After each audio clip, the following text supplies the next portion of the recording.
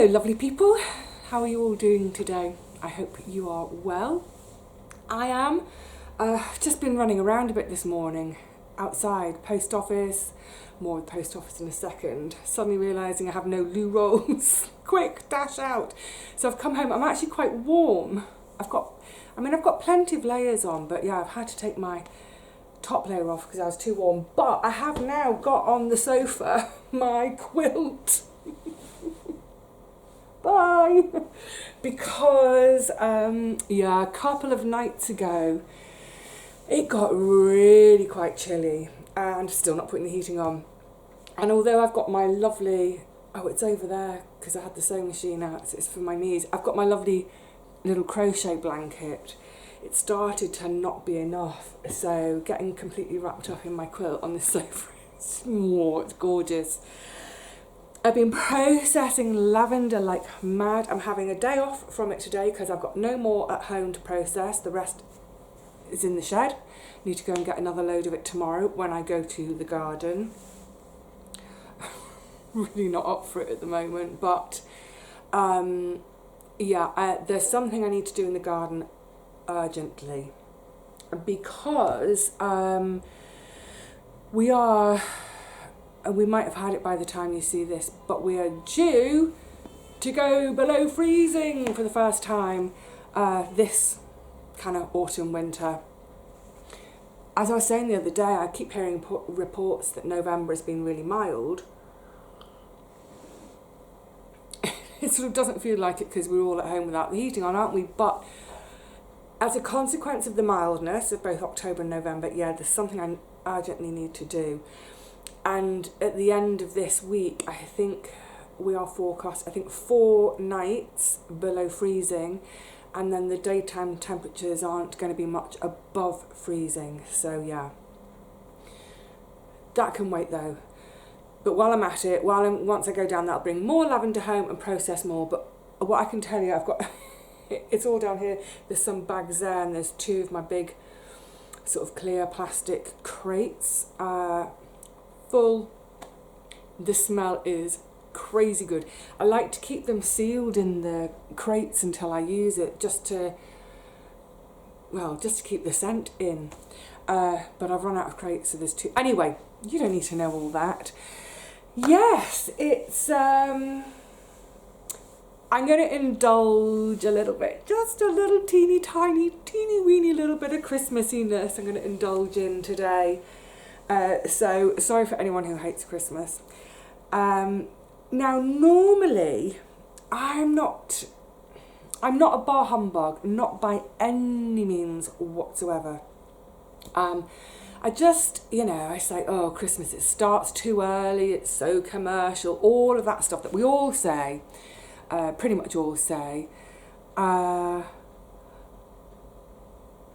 this year, I don't know, I think I was seeing Christmas trees, so my neighbours across the street, I can see kind of straight into their flat at night when it's lit, they put their Christmas tree up before the end of November.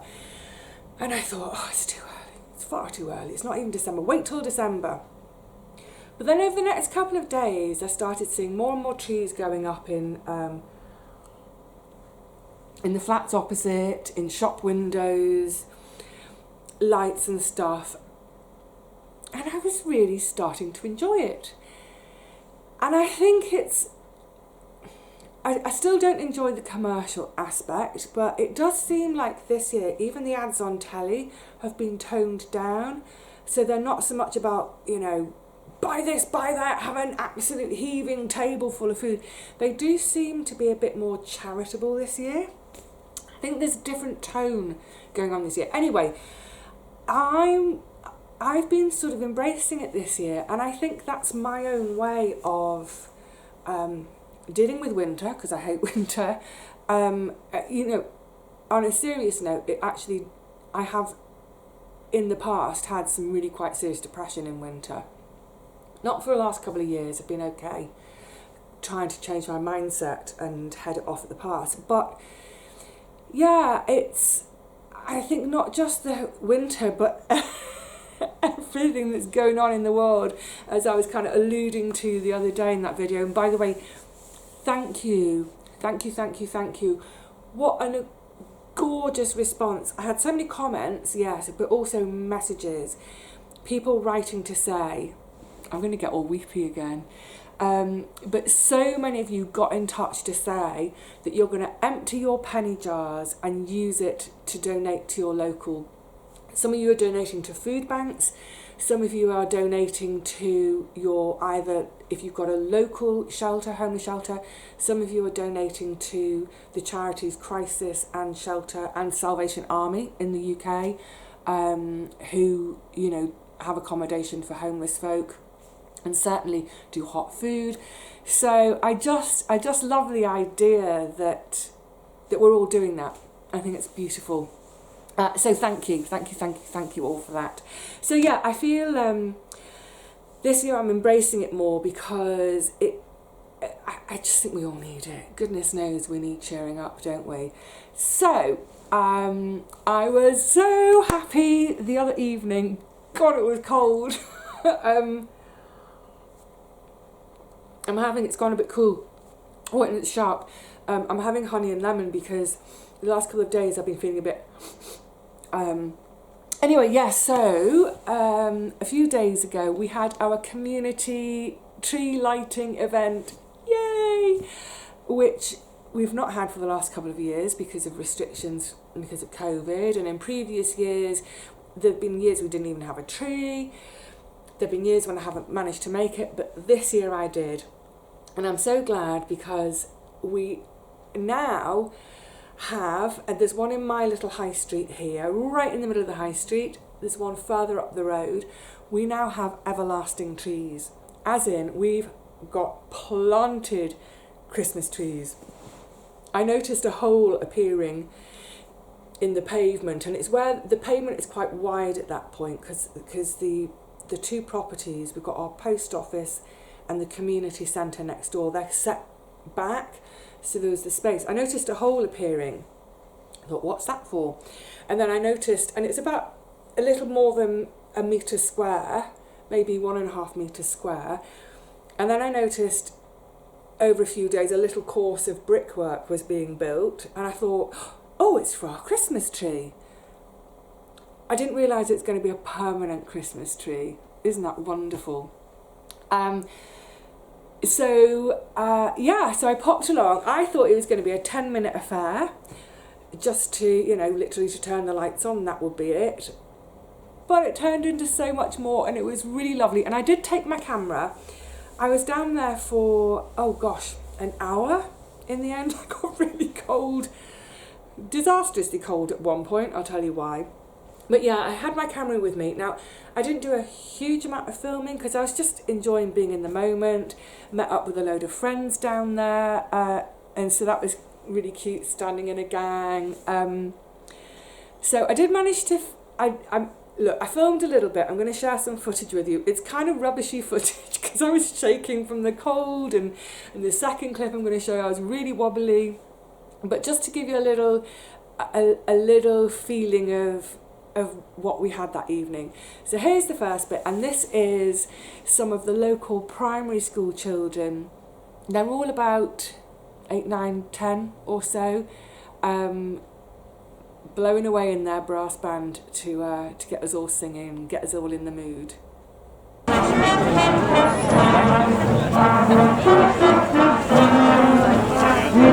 and clear the glass.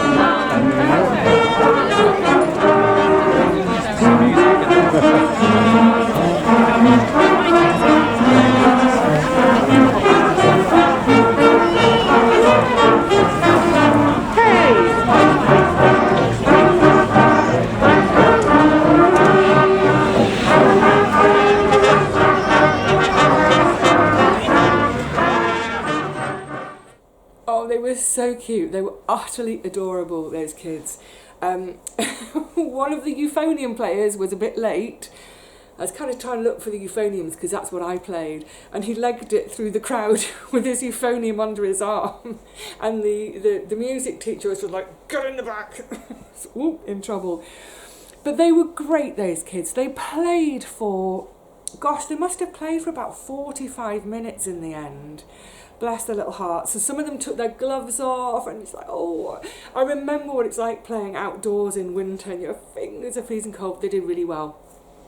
And then there was a point when they were playing when Father Christmas appeared, and oh, it was such a sweet moment because he sort of came up beside me, and he said, I thought there were going to be more children here. And I said, look around, we're all kids today.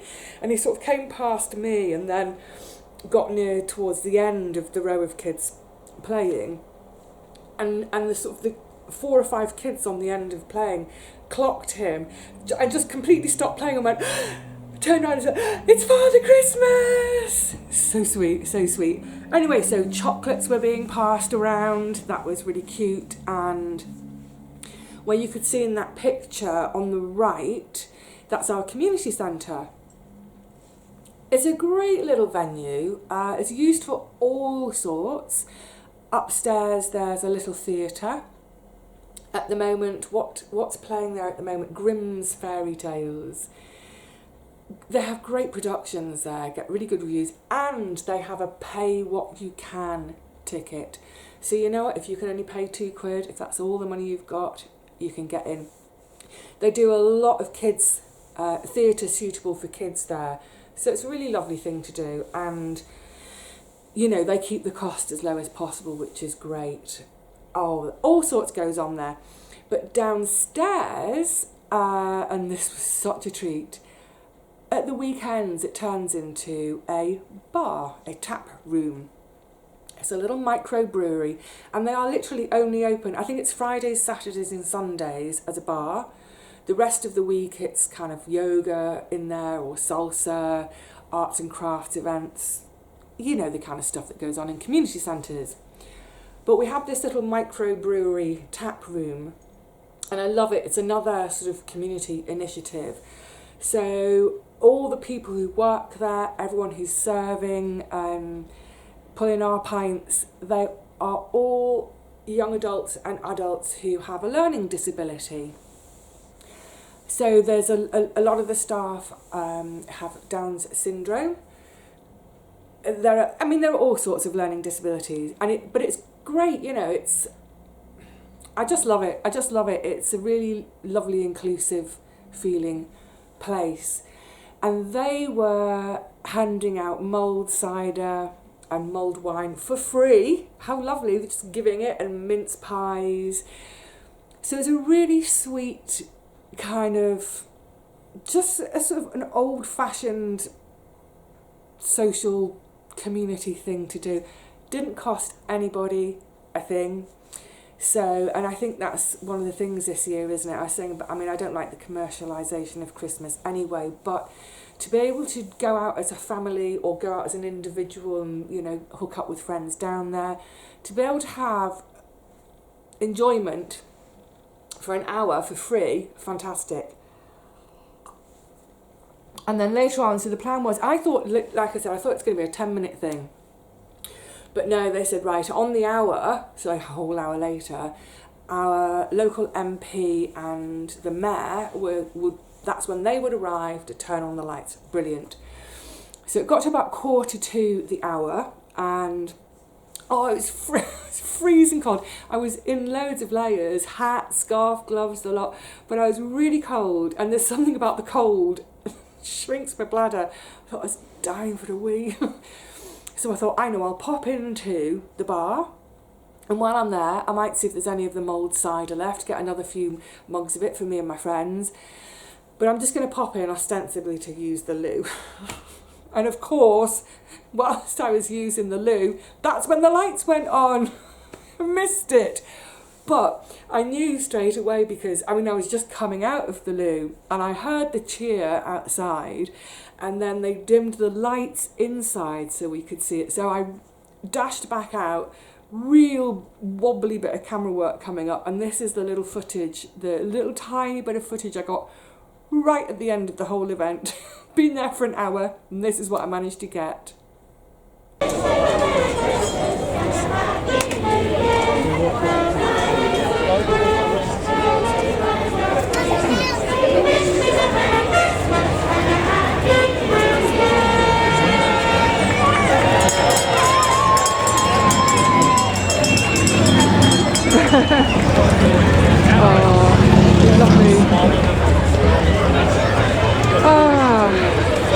Christmas is underway.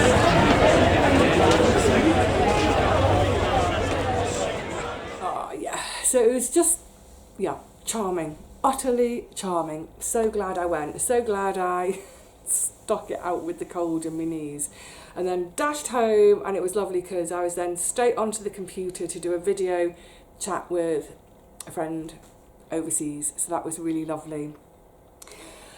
So yeah, trying to get that kind of cozy, soak up the cozy vibe, soak up the happy vibe whenever and wherever I can, and that's working. Now, talking of post, this kind of made me giggle a bit. This was a couple of weeks or so. Do you know what? I feel hot. It's all about running around. Let me. Yeah, a couple of weeks or so ago, I got my parcels ready to send a parcel to my mum and a parcel to my sister. I hadn't realised quite how many postal strikes there were going to be, but I knew there were some coming, so I thought I want to get their parcels off in good time. You know, everyone's got to have their stuff by Christmas. So I've got to go backwards in time a bit now to Auntie Teapot days, because it relates to the parcels. So years and years back, we were talking like 8-9 years ago or so now, after I'd done the big sort out of Auntie Teapot's house, she was away in convalescence home, managed to get her home, get her set up again, brilliant, she's happy she's home.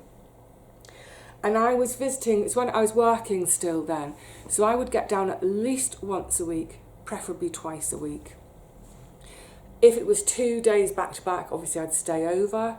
I bought a bed and bedding and stuff for me, so that, you know, so I could properly stay over and be comfortable.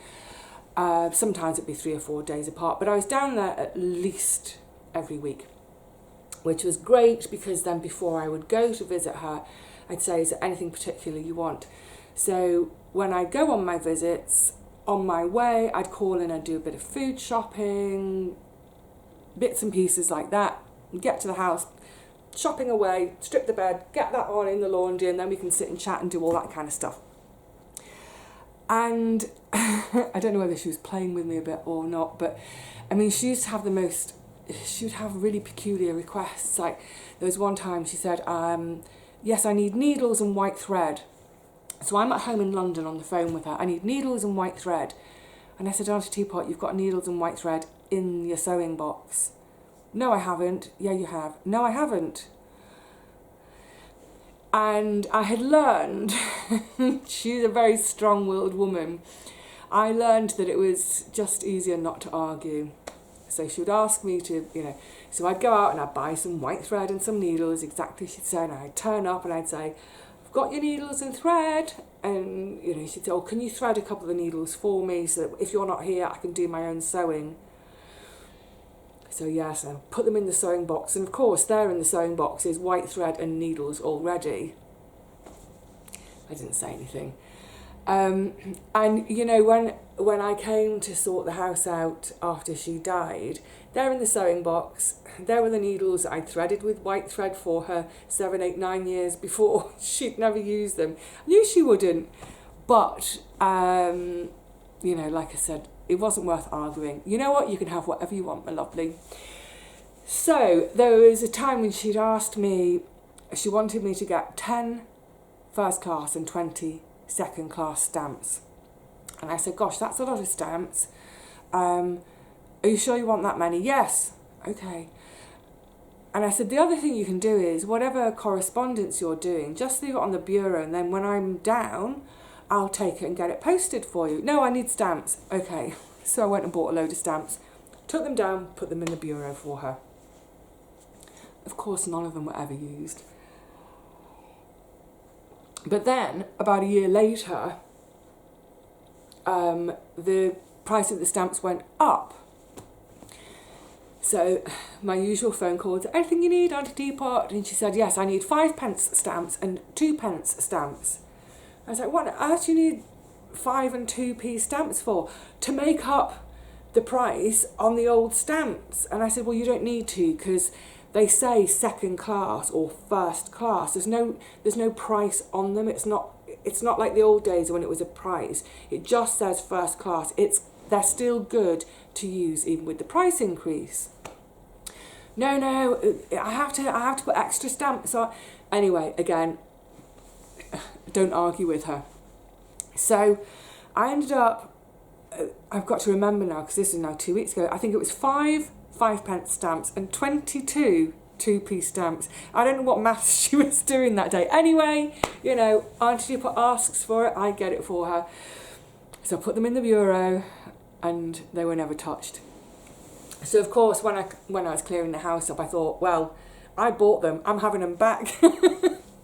So I bought all these random 2p, 5p stamps home.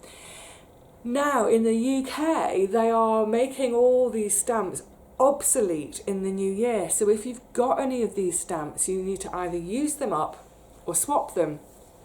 The vastly annoying thing is you can't swap them at the post office. You have to go to the post office to get a form, to then post them, to then receive back the new stamps. Oh, it's convoluted. So I thought, brilliant, it's Christmas time, I'll use them all up. So, but it was always so my mum and my sister's parcel were just covered in stamps because they were both, I went over the weight limit with both of them by about half a kilo. So instead of being £3.50 odd or whatever, they were in this at £6.50. It's like, never mind. But yeah, they were absolutely just a patchwork, a sort of a mosaic of just a gazillion stamps. But it looked cute and it sort of reminded me that, you know, nowadays when we post, you know, any of you who've had something from my shop, you'll recognise it. It's just a little white sticker with the amount printed on it that you stick on. There's no colour anymore. So these 2 parcels were a riot of colour and different size stamps, because I also had some others I wanted to use up. There were some Christmas ones from a few years ago, and yeah, they were just really cute. They looked like, these are what Christmas parcels should look like. And any of you that were ever a stamp collector as a kid, you know, Christmas parcels, whoa, yay, loads of stamps. But when I went to the post office, and I loved this too. Do you remember the other day I was saying I used to like playing post office when I was a little girl? There was this, so they both had a plethora of stamps, but I needed to get more because they weighed more than I expected. So I had to do a quick bit of maths at the counter and say, right, I need another £1.85's worth on that one and whatever. So, but then the lady took the parcels, and normally they just go straight onto the trolley thing.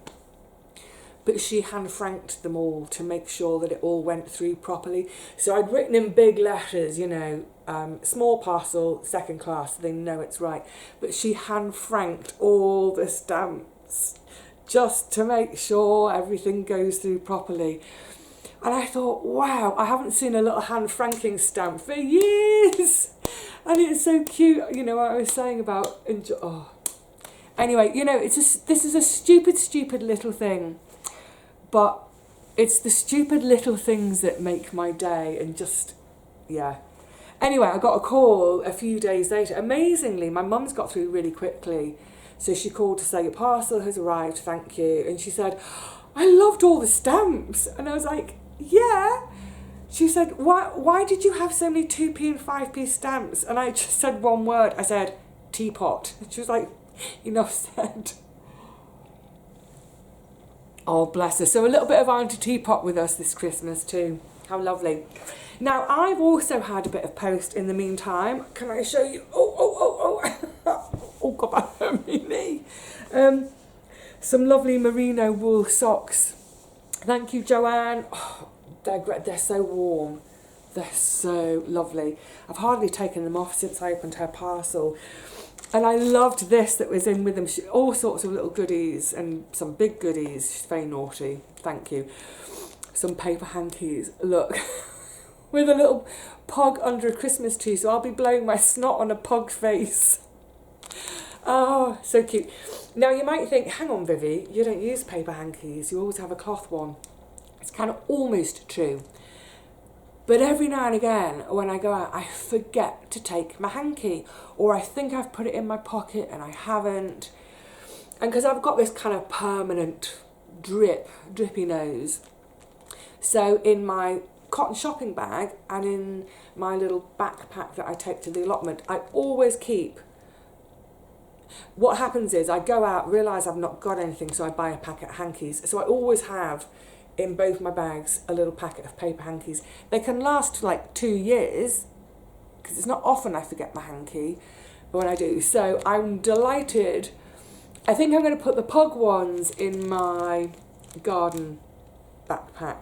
I don't know, something about a pug and a garden, dogs and gardens.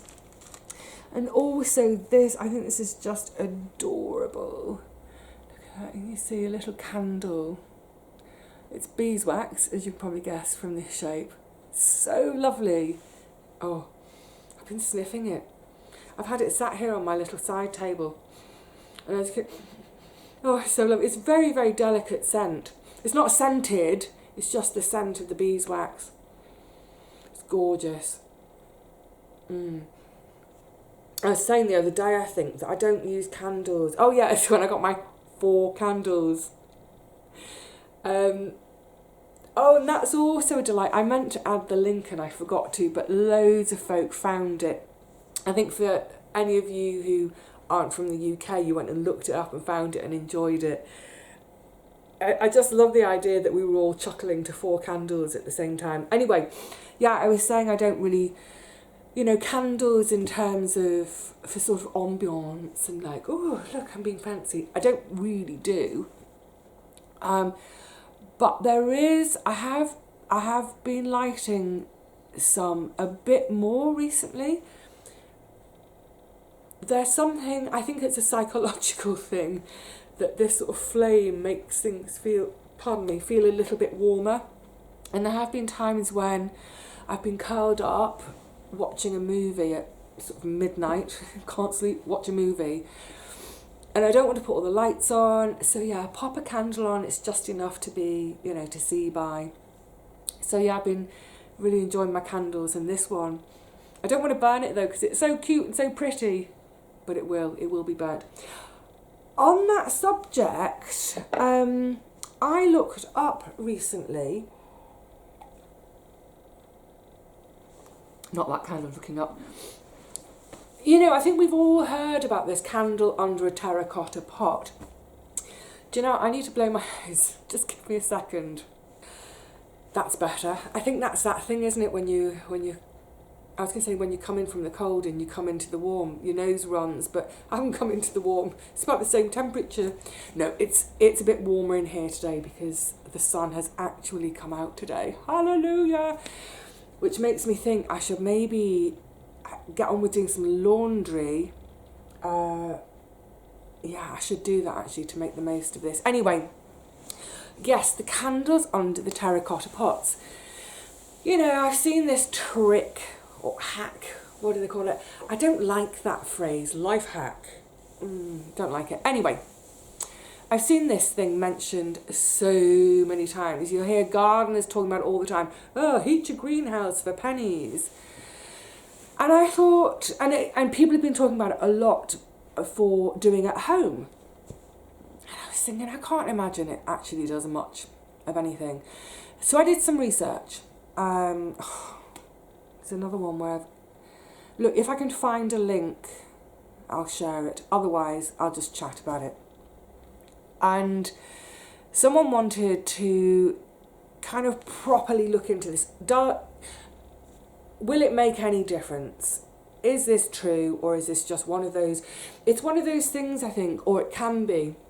We hear a lot of stuff, you know, you hear it from stuff from gardeners all the time about, you know, you must never do this, you must always do that. And it just gets passed on and passed on and passed on and passed on. And everyone's saying it. It's like, has anyone actually tried this? Has anyone actually tried the alternative? Or are we just repeating what we've heard elsewhere? So, look, the bottom line with the candle under the terracotta pot, it ain't going to work to heat your home. the conclusion they came to was it could take a degree of the cold off in a really small space. And they talked about maybe a small shed or a tent, if you're in a tent. So maybe in a survival situation, yeah. But then again, if you're in a tent, would you really have a terracotta plant pot and a bunch of tea lights with you? Hopefully you'd be more likely to have your, Vivi survival bag, your tinfoil survival bag. So for a home, he talked about this in terms of cubic meterage size room. A room half the size of my main room here. My main room is quite big. It's 6 meters by 5 meters, so it's 30 square meters. Height wise, it's not too high because I'm up in the attic, so that's a little blessing, I suppose.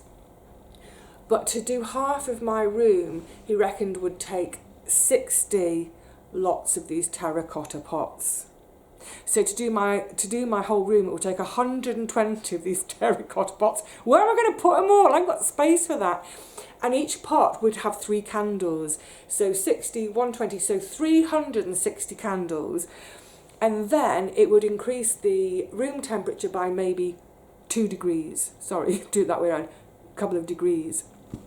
I am not burning 360 candles for 2 degrees of temperature increase. I mean, it's just bonkers. I don't know how much tea lights cost these days. I bought a bulk bag ages ago. Tea lights are fairly cheap, but even so. So yeah, I'm debunking that myth as well. So if someone says to you, "Oh, I know how you can stay warm. Turn the plant pot upside down and stick a candle in it." And he was also the guy who's debunking it is saying the terracotta pot, it doesn't do anything in terms of helping to radiate more heat. All it does is it concentrates the heat. So if you're in a really tiny space and you want to sit over it, maybe. But in terms of you don't want it concentrated in that little area. You want it throughout the whole room. This is going cold. I've been talking too long. So candles, I think a little psychological help. And let's face it, candlelight is pretty, isn't it? And in candlelight, I look 25. Not that I care about that kind of stuff anyway. Now, also talking of post, let's have a stretch. This is a bit of a random one. I've had some unsolicited mail, which I'm going to talk about now. I have, over the years, doing my channel, I've been offered free stuff. Now, essentially, when someone offers you free stuff, what they're after is free advertising. So, I'm always a bit cynical about a freebie anyway. But I don't need someone to send me a freebie for me to say if something is worth using. I've talked, let's say with the tools, I've talked about how great Felco secateurs are. I'm not sponsored to say that. I don't get any freebies for saying that. I'm saying it because it's genuine. My hori knife, my Hawes watering cans. If I'm using something that I think is really good quality and good value because the quality is so good it'll last forever, I'm going to tell you, I'm going to say that. But the other thing for me is, my channel, fundamentally my channel is about how can I live my best life without having to spend a fortune? How can I create a really abundant kitchen garden without spending a fortune? So over the years when people have offered me free stuff, I've just said no. I mean, I'll look into the company, so a few years ago, and this is why I'm cynical about it. So a few years ago, a company got in touch with me and it was grow lights. Now, so I turned them down, but funnily enough, I then saw, because you could get it in your little sidebar of recommended videos, suddenly there are like 50 YouTubers all doing their review of this particular kind of grow light. So those grow light people, they're getting all the, So I refused though. So they wrote to me and they said, we watch your channel, we think it's great, we'd love to send you this free stuff to use.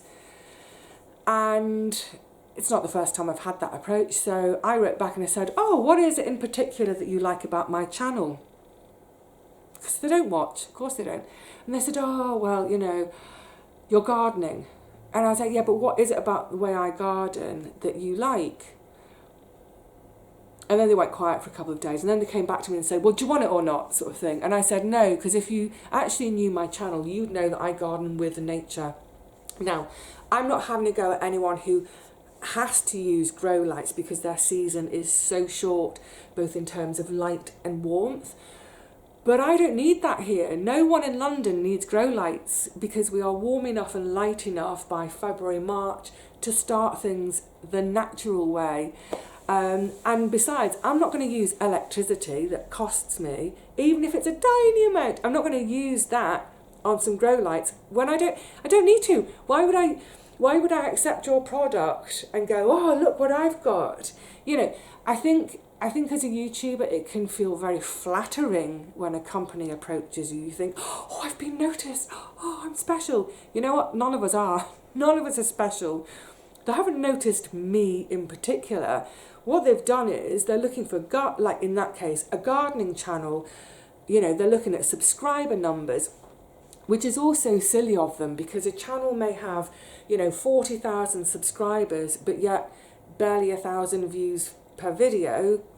You know, the subscriber number doesn't matter, but to advertisers, these companies, it does. So yeah, I'd always be wary of that if you are, you know, just starting out on YouTube and thinking, when someone approaches you and says, we love your channel, is to know that they've never watched your channel. They've looked at your tags. Anyway, so I turned down the grow lights. There was another company in America. It was an outdoor clothing company, and they wanted to send me a pair of their boots.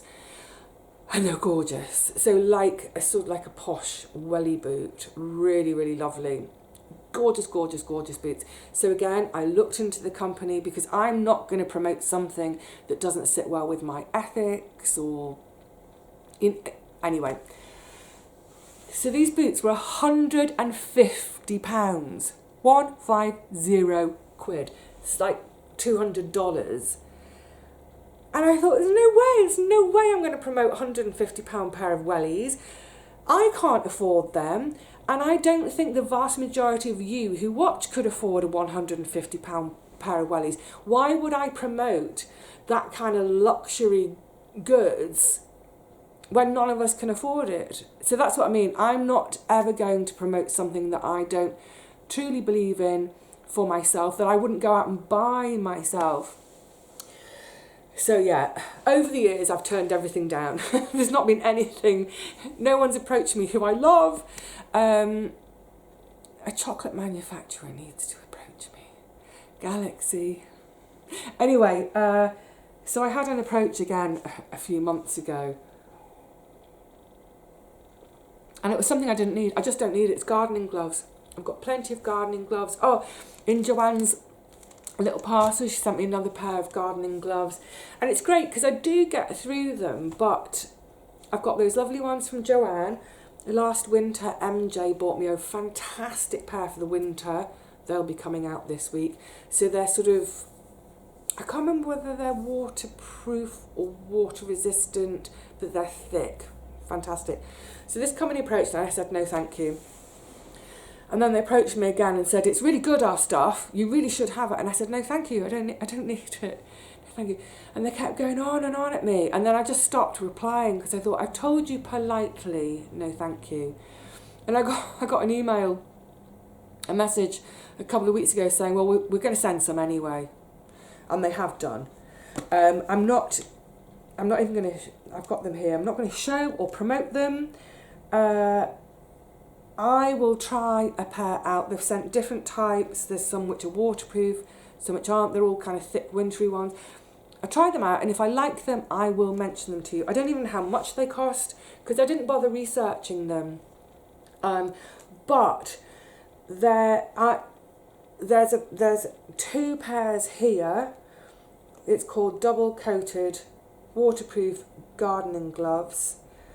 And what I did think as soon as I saw them, having watched Richard and Paul doing their Sunday chat, Richard was talking about he was gardening at the weekend and he put on a pair of like rubber gloves, like disposable, you know, latex, it would have been latex in the old days, they don't do anymore, gloves to be waterproof, and then thick gloves over the top. So I thought, you know what, let's share. So I'm going to give some of these to, well, there's 2 pairs in this pack. He can have a pair, Paul can have a pair, and with the others, either to my gardening friends, or I might take them to one of the charity shops, they can sell them. I'll look up the price of them first, because if they're fantastically expensive, let's say they're 10 quid a pair, then I can say to the charity shop they're 10 quid new, so maybe try them for 4 or 5 quid. Anyway, yeah, it was a bit of a it's a bit like, I sound really ungrateful, and I'm not. I'm never ungrateful. But when the postman called, I was going to say racing down the stairs. I never go racing down the stairs. It was a different postie as well, because I was about halfway down. I could hear him banging on the door, banging on the street door, and I was trying to shout, I'm coming, but I've got rubbish knees. Anyway, yeah, there was a parcel from my mummy. That's great. And this parcel, and I was like, oh, what is it? And I opened it up and I was like, oh, no chocolate.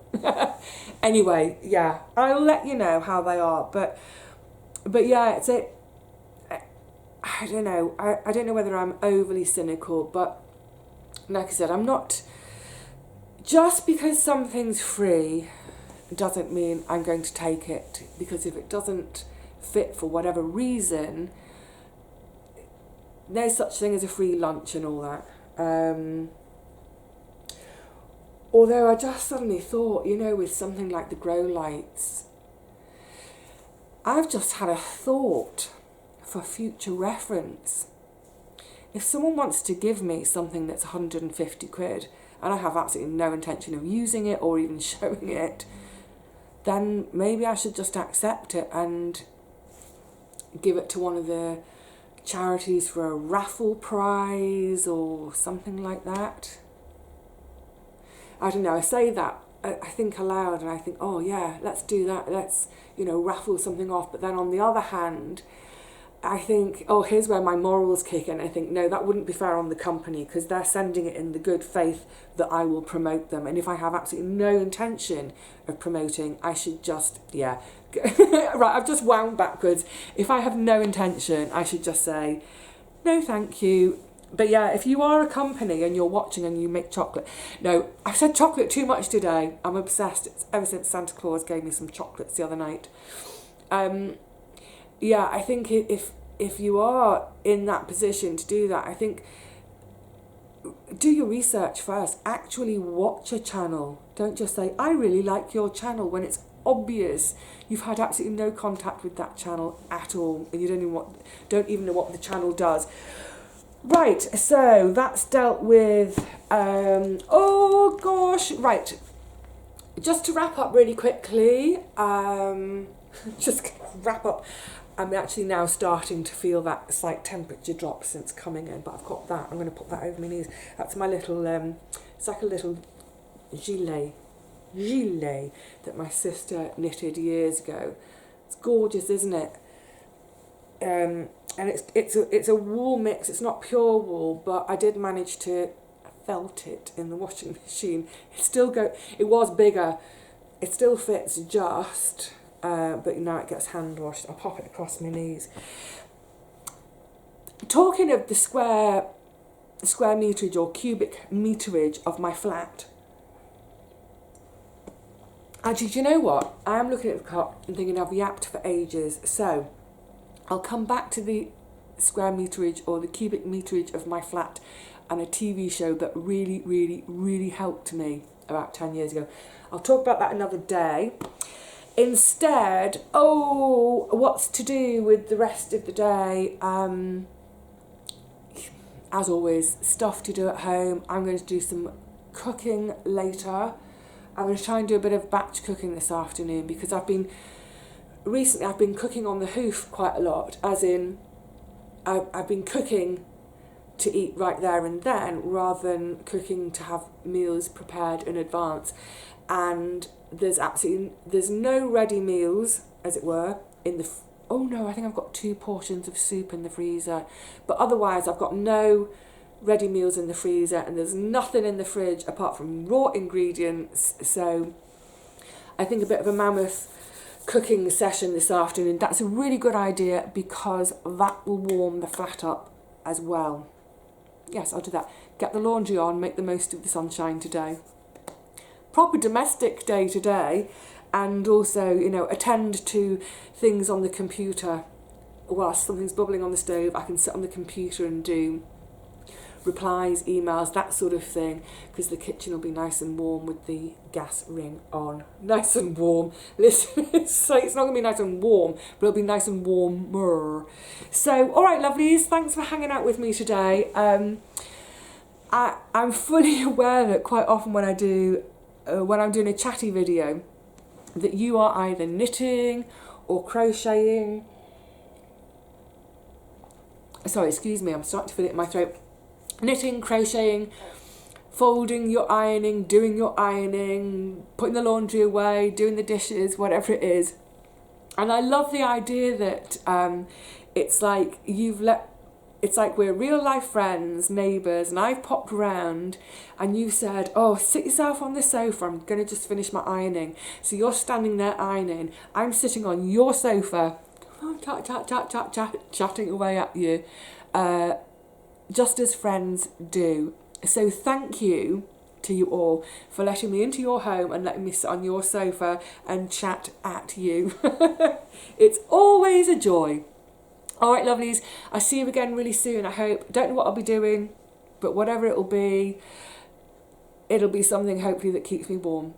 Until the next one, please look after yourselves and each other. Cheerio.